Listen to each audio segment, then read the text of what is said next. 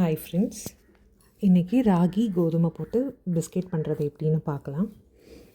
இந்த ராகி கோதுமை பிஸ்கெட் பட்டரில் பண்ண போனால் ரொம்ப ஹெல்த்தியாக இருக்கும்.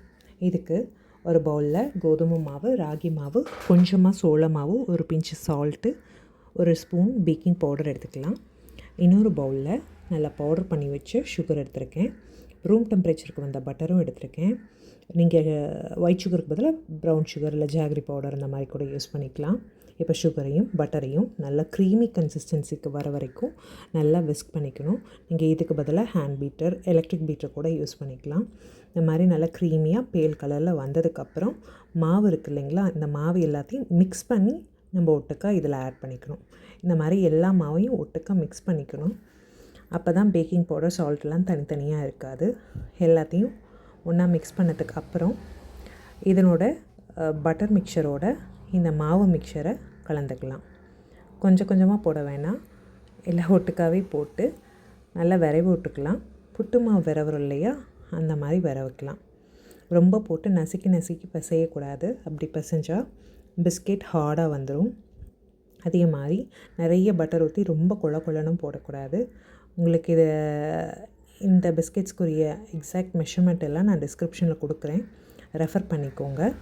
இந்த மாதிரி புட்டு மாவு வந்ததுக்கப்புறம் கொஞ்சமாக வாட்டர் இல்லாட்டி மில்க் தெளித்து விட்டு ஒரு சப்பாத்தி மாவு பதத்துக்கு மாவை ஒன்று சேர்த்தி பிசைஞ்சு வச்சிடலாம். ரொம்ப அதிகமாக பிசையக்கூடாது, ஓவர் மிக்ஸ் பண்ணக்கூடாது. இந்த மாதிரி நல்லா ஒன்று சேர்த்தி பிசைஞ்சு வச்சுக்கலாம். இது ரொம்ப குழன்னு இருக்கக்கூடாது, ஹார்டாகவும் இருக்கக்கூடாது. குழன்னு இருந்தால் ட்ரேயில் ஒட்டிக்கும், ஹார்டாக இருந்ததுன்னா பிஸ்கெட் ஹார்டாக வரும். இப்போது ரெடி பண்ணி வச்ச இந்த பிஸ்கெட் டோவை ஒரு பட்டர் பேப்பருக்கு மாற்றிக்கலாம். இந்த மாதிரி ஒரு பட்டர் ஷீட்டுக்கு மாற்றிட்டு இந்த டோவை நல்லா டேப் பண்ணி விடணும். சமம் பண்ணி விட்டுட்டு அப்புறமா பேப்பரை ஃபோல்ட் பண்ணி ரோலர் வச்சு நம்ம ஃப்ளாட் பண்ண போகிறோம்.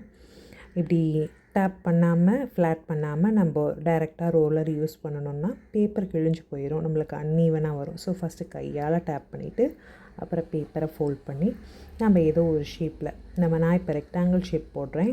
அப்போ தான் எனக்கு ஸ்டிக்ஸ் கட் பண்ணுறதுக்கு ஈஸியாக இருக்கும். ஸோ ரெக்டாங்கிள் ஷேப்பில் போட்டுட்டு ஈவனாக எல்லாத்தையும் ஸ்ப்ரெட் பண்ணிவிட்டு டின் வச்சு நான் ஷேப் பண்ணி விட்றேன், ஃப்ளாட் பண்ணி விட்டுட்டேன். ஸோ இப்போ பார்த்திங்கன்னா அழகாக ரெக்டாங்கிள் ஷேப்பில் சமமாக எனக்கு ஒரு டோ கிடச்சிருச்சு. இதை ஸ்டிக்ஸாக கட் பண்ண போகிறோம். என்னோடய கஸ்டமர்ஸ்க்கு ரவுண்ட் ஷேப் பிஸ்கெட்ஸை விட ஸ்டிக் ஷேப் தான் ஈஸியாக இருக்கும் குழந்தைங்களுக்கு, அதனால் ஸ்டிக்ஸில் கொடுங்க அப்படின்னு சொல்லி கேட்பாங்க. ஸ்டிக்ஸாக போட்டதுக்கப்புறம் இந்த பிஸ்கெட் ஸ்டிக்ஸை ட்ரேயில் நம்ம ட்ரான்ஸ்ஃபர் பண்ணிக்கலாம். ஒரு 1/2 இன்ச்சு கேப் இருக்கிற மாதிரி வச்சுக்கலாம்.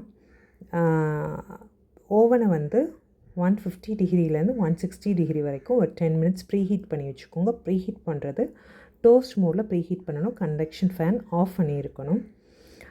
பேக் பண்ணுறதுக்கு அதே 150 டிகிரிலேருந்து 160 டிகிரி வரைக்கும் வச்சுட்டு ஃப்ரண்ட்டில் ஒரு 8 மினிட்ஸும் பேக்கில் ஒரு 8 மினிட்ஸும் வேகணும். ஒரே முட்டுக்கா ஒரே சைடில் வச்சோன்னா ஒரு சைடு கருகிறதுக்கு வாய்ப்பு இருக்குது. இப்படி வச்சாதான் ஈவனாக வெந்து வரும். கன்வெக்ஷன் ஃபேன் ஆன் பண்ணிக்கணும். டோட்டலாக 16 மினிட்ஸ் டு 18 மினிட்ஸில் அந்த பிஸ்கெட் வெந்து வந்துடும். இதனுடைய டெக்ஸ்சர் நல்லா கிறிஸ்பியாக இருக்கும், மெல்டின் மவுத்தாக இருக்கும். டீயில் பாலில் கூட தொட்டு சாப்பிட்லாம், அந்த அளவுக்கு ரொம்ப நல்லாயிருக்கும். இதனுடைய மெஷர்மெண்ட்ஸ், இன்க்ரீடியன்ட்ஸ் எல்லாமே கமெண்ட்டில் போட்டிருக்கிறேன், செக் பண்ணி பாருங்கள். அப்படியே பேக் அட் ஹோம் யூடியூப் சேனலை ஃபாலோ பண்ணுங்கள், லைக் பண்ணுங்கள், கமெண்ட் பண்ணுங்கள். Happy baking. பாய்.